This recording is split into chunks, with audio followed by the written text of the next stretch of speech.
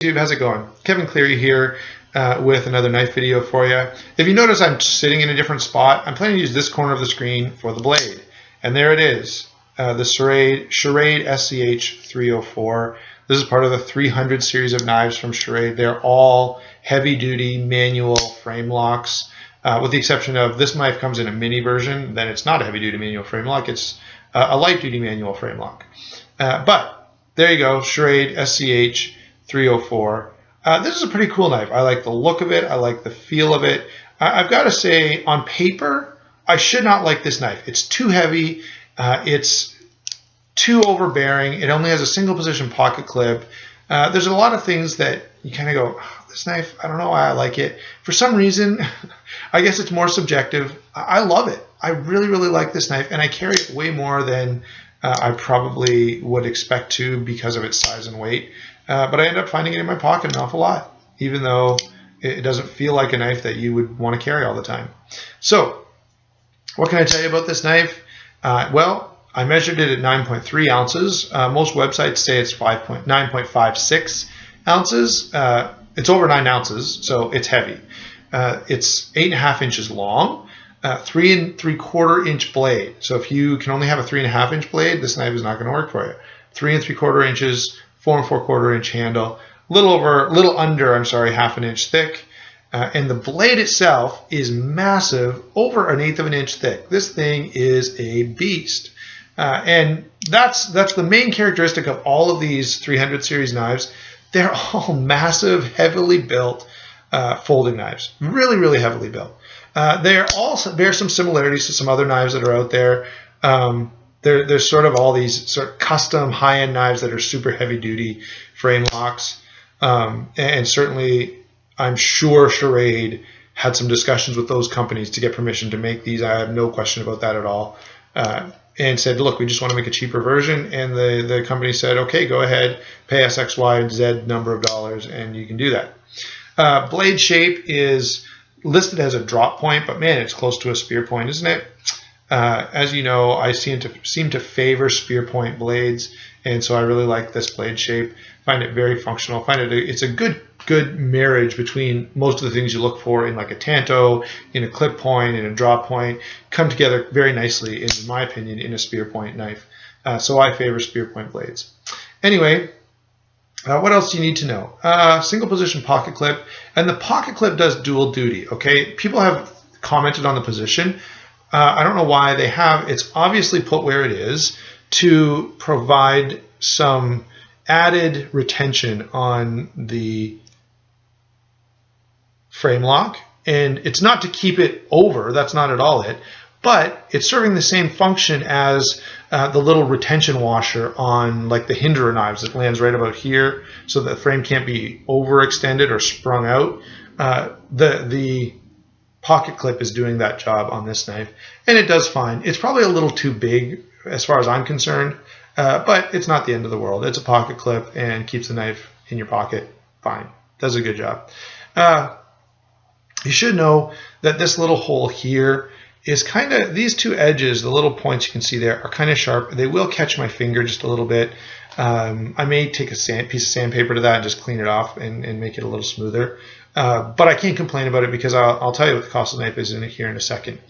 Lanyard hole is sufficiently big for 550 paracord, and I like that. I don't know why all night. Like, it's not as if it's a big mystery what people are going to use for a lanyard. It's almost always going to be 550 cord. So why don't you just make the hole big enough? And Schrade has done that, even though a few companies don't seem to be able to figure it out.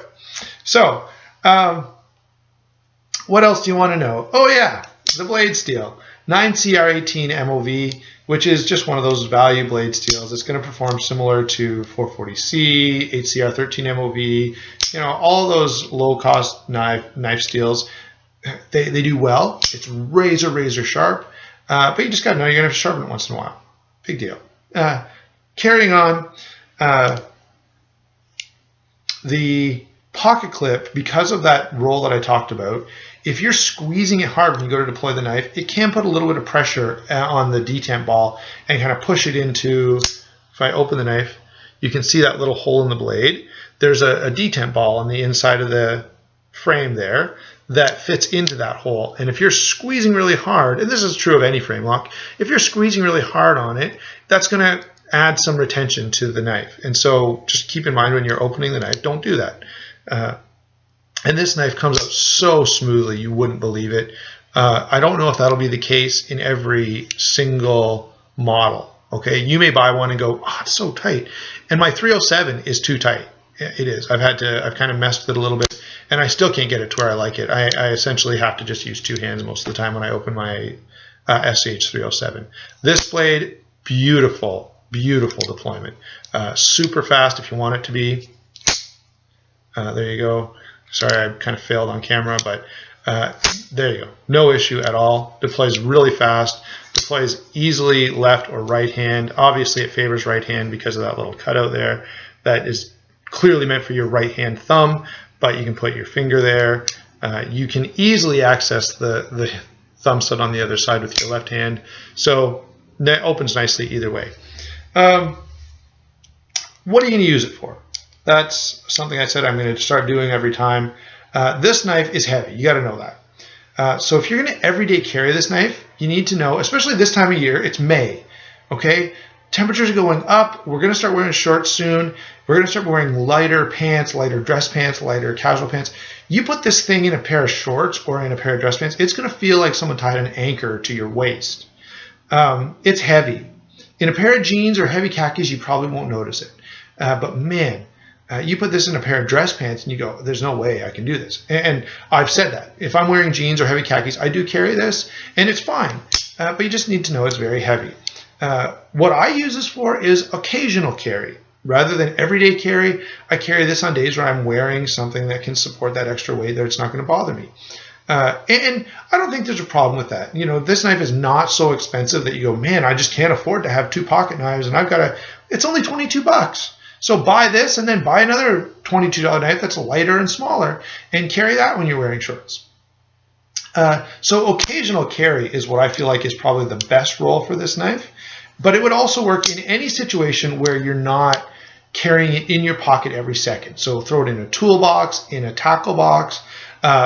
If you're making a survival kit that you want to stash somewhere in your car or in your house, put one of these in there because then you pull it out, you've got a really, really heavy duty functional blade that didn't cost too much, so you don't mind sticking it away and never using it, and is going to perform in almost any task you can think of.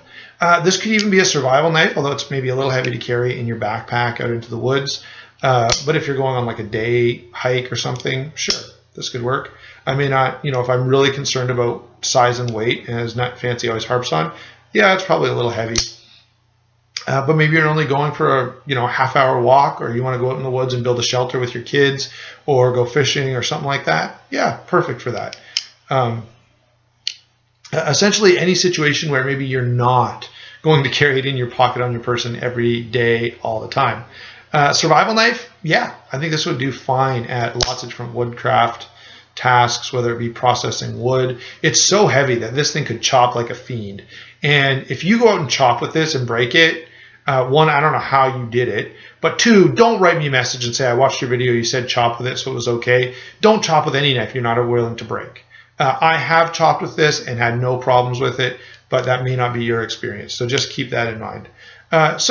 Oh yeah, tool belt, job site knife. If you work in a place where you've got a workstation and you want to put a knife in the drawer, perfect. If you work in a place where you're wearing a tool belt, you got a hammer in there anyway. So the weight of your tool belt, especially if you put 5 pounds of nails in there, which all of us do, you're not going to notice 9 ounces.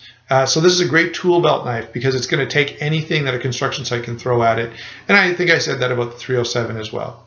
So SCH 304, really cool blade, maybe a little bit limited in terms of a knife you want to carry every single day, but otherwise anything outside of that use, this is a really awesome knife.